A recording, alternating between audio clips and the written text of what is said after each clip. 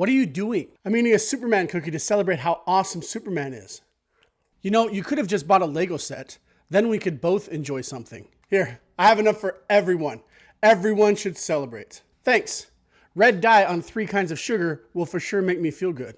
It works every time. But can you explain something to me though? About Superman? Of course. It's actually about Lex Luthor. Sure. What do you got? If Lex Luthor is so smart that he could build a pocket universe, develop a strategy to beat Superman in a fight, and gain entrance to the Fortress of Solitude, why is he so stupid that he would leave Superman in a glass box with minimal supervision? Because that's the villain vow. What's the villain vow? If you're a villain in a superhero movie, you need to do one of 3 things. You either need to monologue long enough for the hero to devise a plan to escape. Luthor did monologue at the end, but he had already lost at that point, so it didn't really matter. 2, the villain can leave the hero in a situation from which they can easily escape, and then they leave assuming that they will die. It's called Left 4 Dead, or sometimes it's called the Dr. Evil effect. Kind of ironic since they don't actually die. It happens a lot more often than you think. Well, in superhero movies, it's actually easier to count the number of times that they die rather than the number of times that they escaped. That doesn't happen super often, but it did happen to Darwin from X-Men First Class. You know, the character who was supposed to survive anything, and then he died. I know that it's ironic, but it's ironic in the same way that making cold cereal is complicated. Remove the lid. Add some milk. Don't microwave it. Use utensils to eat the cereal. Use a spoon to eat the cereal. Enjoy your cereal. You said there was a 3rd part to the villain vow? Right. The 3rd part of the vow is that the villain can forget about something, and then that thing eventually ends up saving the day. So Luthor, one of the smartest people on the planet, who just had a superpowered dog in his possession just a few minutes prior, is supposed to, forget about said dog? He was too distracted with Superman. I guess they're hoping that their audience is the same people who listen to the pharmaceutical ads that have all those disclaimers. Do you want a drug that will solve all your health problems? Well, Wonder Drug is for you, but don't take it just yet. Wonder Drug should not be taken during daylight hours. If you are a human, only take Wonder Drug between 2 and 4 p.m. Pacific time. Avoid Wonder Drug if you've ever made eye contact with a cat.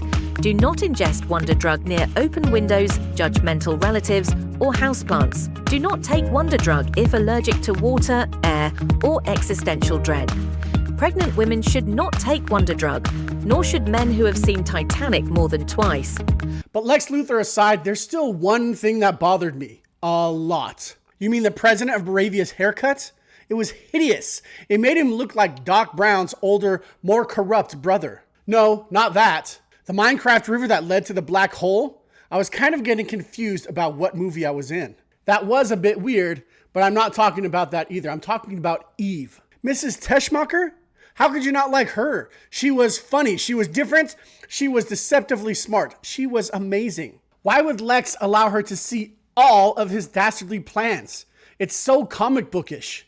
You do know that this movie is based on a comic book, right? And then she just casually goes out to meet with her ex, whom she still has a crush on, while she's still with Lex. You need to remember that she was deceptively smart. It just seems overly plot-friendly.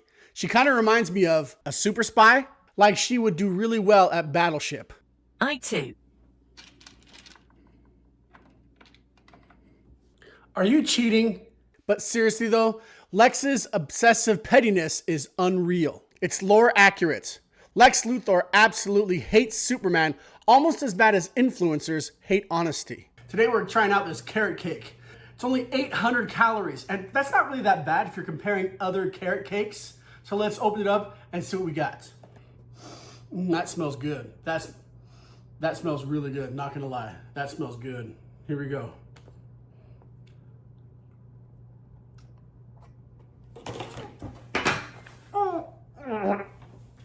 Oh, that is so gross. Oh my gosh, I can't. Ooh. Okay, we're gonna try that again, but I'm gonna pretend like I just put it in my mouth because I'm not taking another bite. No, I'm not putting any more of that carrot cake in my mouth. Here we go. Ready?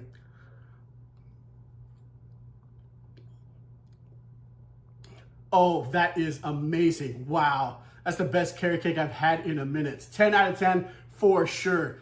Make sure you get yourself one of these pieces of carrot cake because it is amazing. Wow. Okay, you good? Oh, jeez, that is terrible. Who would even eat that? It's gross. Yeah, but my favorite part of the movie is for sure the conspiracies. Oh yeah, here we go. Give me your best one. Not a shallow modern day parallel. I want one that most people wouldn't think of. The end credits scene between Superman and Mr. Terrific is actually a shot at Zack Snyder. You read that online. I want something that you noticed and thought of. All right, here's one.